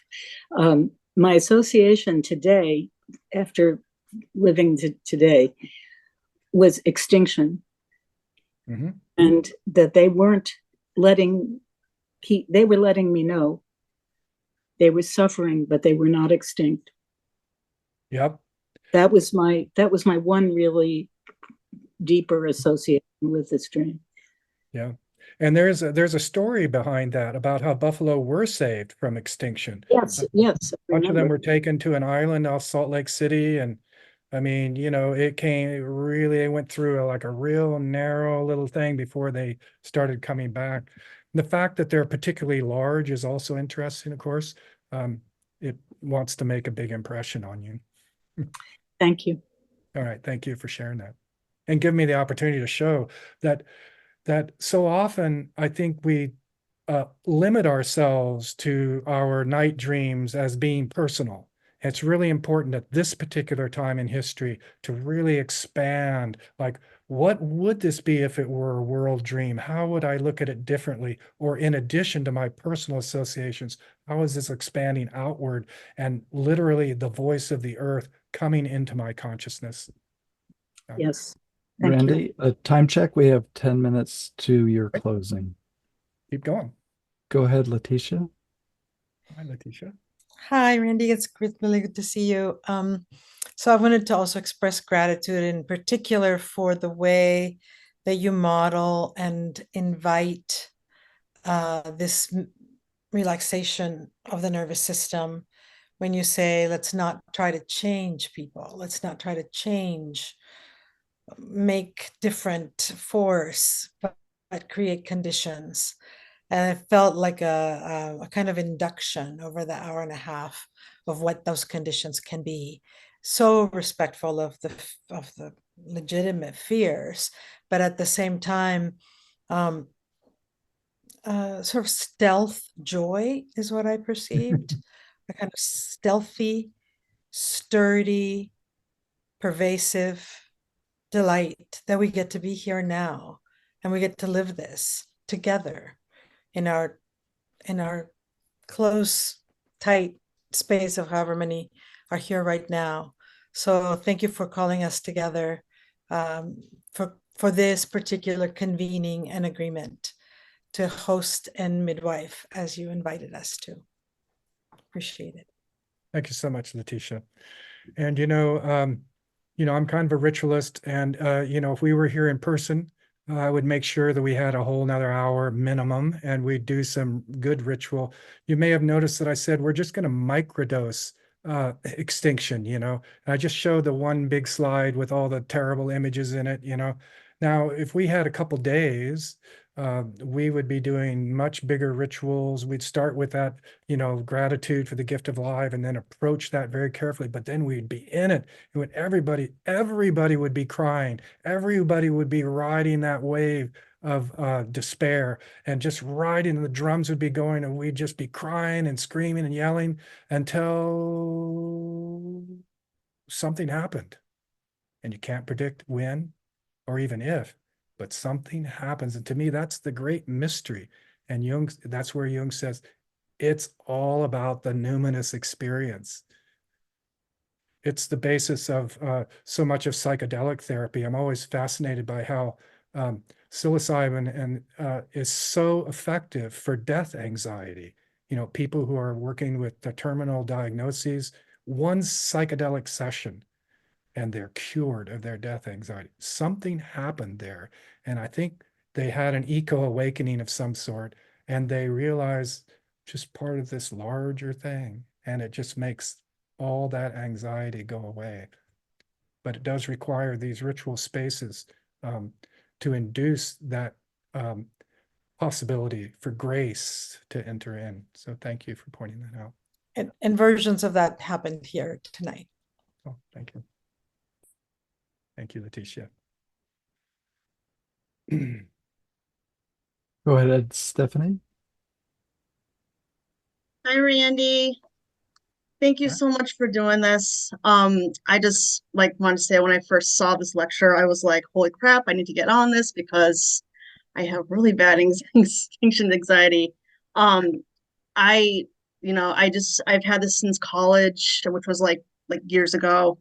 I did art based on like political and like religious, like end of the world stuff, where to the point where I was watching like documentaries and like reading all these like horrible things, and to the point where I was having panic attacks. Like it was really bad. So it's just like nice to hear like these like coping mechanisms and stuff. Like just a personal story. Like I currently work with dementia residents. I do recreation with them.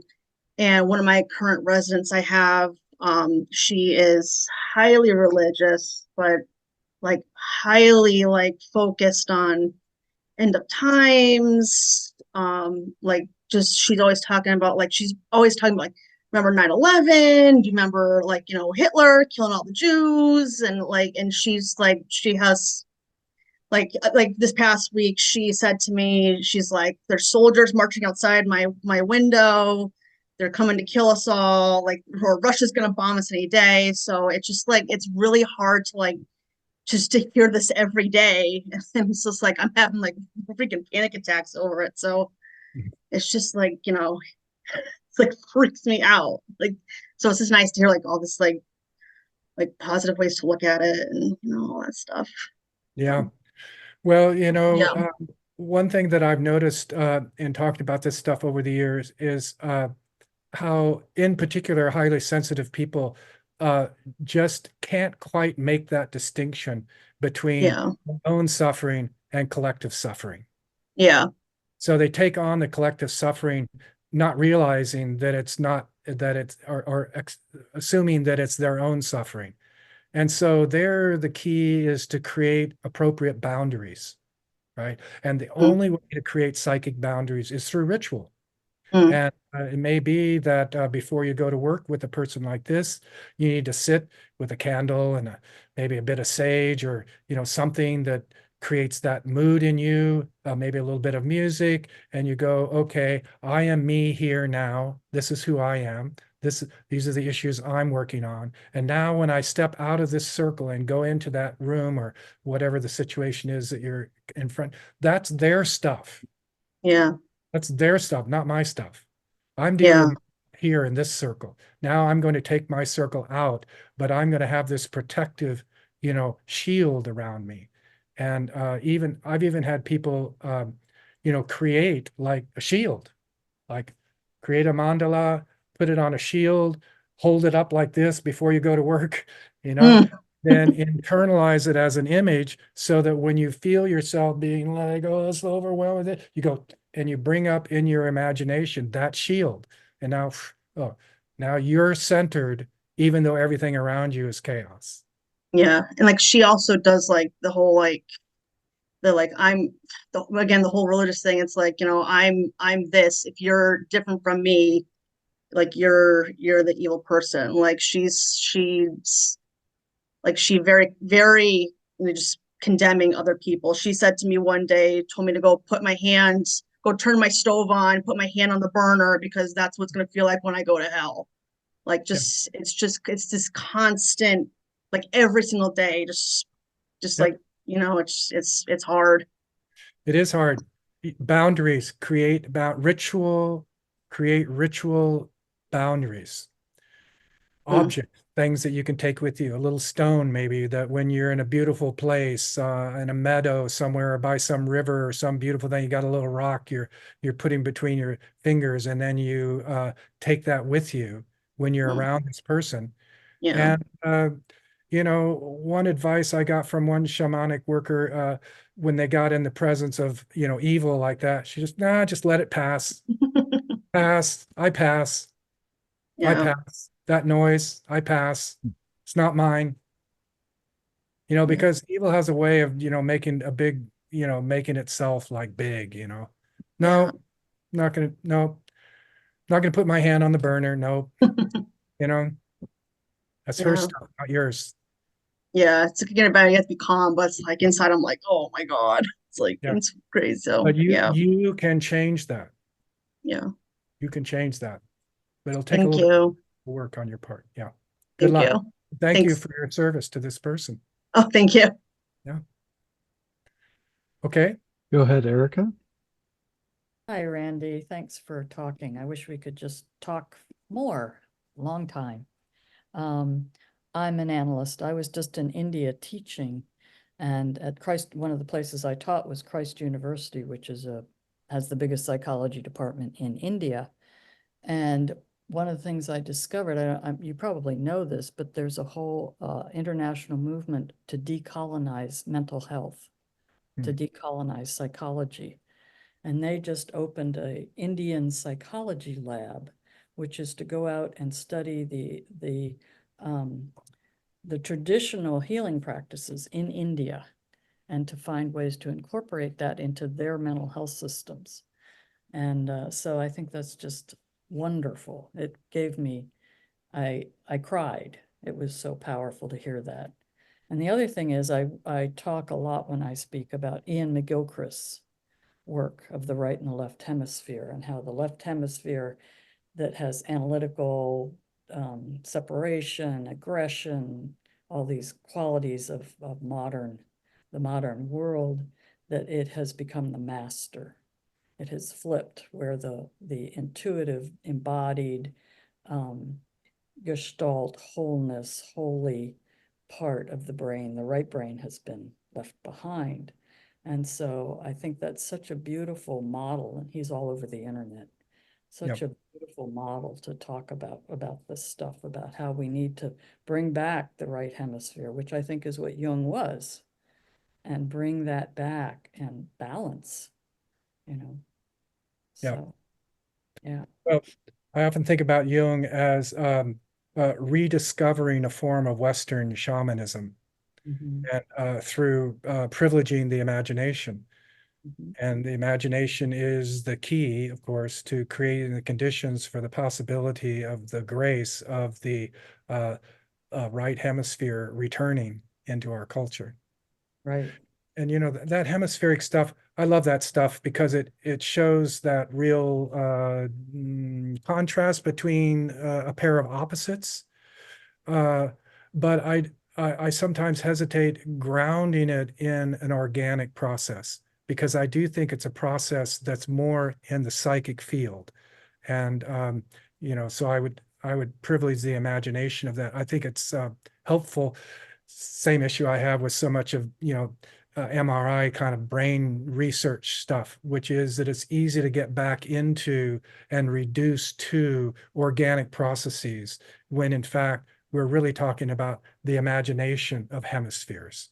And But I so, think that's what McGilchrist is really talking about. He Yeah. really is talking about this imaginal, the power of the right hemisphere's imaginal being. yes, and it's the only mode through which the voice of the earth is going to enter. I think Thomas Berry says it well. It's in all of these synchronistic, unusual. I have a body sensation when I get to that place. That's the earth talking to you. And what we need to do is, as Jungians and as Jung societies, is to assist people in developing a language that will allow them to begin to use that for the purposes of becoming agents for the great turning. Yes, Oh. thank you. All right, Thank thank you. Yeah. Yeah, well, so I understand that it is a option if somebody wants to stay for an extra 15 minutes or so after we close. But since we opened ritually, it's important that we close ritually as well. And I have some words to help us with that. But I also want to just acknowledge everybody for being here, and I really appreciate it. It's really important that we be forming these communities, these rough weather networks, if you will. And I hope you'll take a look at the Jung Society in Seattle for some of its offerings, like our fall offering. It's going to be on Earth, Cosmos, and Psyche. If you're interested in more of my work, let's see, I think I have it right here. Let's see if I can put it into the chat. Yes. I think this will work. Oh, no, that's just to Andrew. He would be the only person getting this. I'll do it to everyone. That's a website that my friend Dennis Rivers put together, and I'm assuming Dennis is not on this call. If you're there, Dennis, you can, put together this amazing website, oneearth.university. And he's really in developing teams of 2 or teams of 6 to do the work that I say is so difficult for people to do, which is to be able to talk about how bad things are. And not just in a complaining way. We got plenty of that, believe me. We have plenty of it. But to be able to look at it for the express purposes of turning it. Turn it from our suffering and pain for the world into seeing with new eyes. Because that's where the new thing that none of us knows what it is. I think it has to do with the universe story, but the details, like we have no idea. Nobody knows. It's going to be a generations long process. And we're just in the first day of a 4-day vision quest. So with that said, I'm happy after I finish and close up to stay for another few minutes. Anybody wants to stay. But let me just thank you all for being here, and thank the beings of the 3 times, the future beings who gathered together with us, the beings of the people who are like-minded, but for some reason either didn't know about this or couldn't make it, to the ancestors of our craft of Jungian depth psychology, and all the ancestors who are rooting for us to create this great turning, and to the more than human world, the nature beings, the mineral beings, all those more than human people have such a great interest in what we're doing here. They're just rooting for us from the very beginning, and you can feel them as an ally if you but turn your mind in that direction. And so for all those people, we give thanks and we release them now. And so I'll close with this poem, which I think summarizes pretty much everything I was talking about today. It's this beautiful poem by Aurora Levins Morales called Summons. Last night, I dreamed 10,000 grandmothers from the 1,200 corners of the earth walked out into the gap, one breath deep between the bullet and the flesh, between the bomb and the family. They told me, we cannot wait for governments. There are no peacekeepers boarding planes. There are no leaders who dare to say every life is precious. So it will have to be us. They said, we will cup our hands around each heart. We will sing the earth's song, the song of water, a song so beautiful that vengeance will turn to weeping. The mourners will embrace, and grief replace every impulse towards harm. 10,000 is not enough, they said. So we have sent this dream like a flock of doves into the sleep of the world. Wake up, put on your shoes. You who are hearing this, I am bringing bandages and a bag of scented guavas from my trees. I think I remember the tune. Meet me at the corner. Let's go. 10,000 is not enough, they said. So we have sent this dream like a flock of doves into the sleep of the world. Wake up, put on your shoes. You who are reading this, I am bringing bandages and a bag of scented guavas from my trees. I think I remember the tune. Meet me at the corner. Let's go. Let's go. Let's go.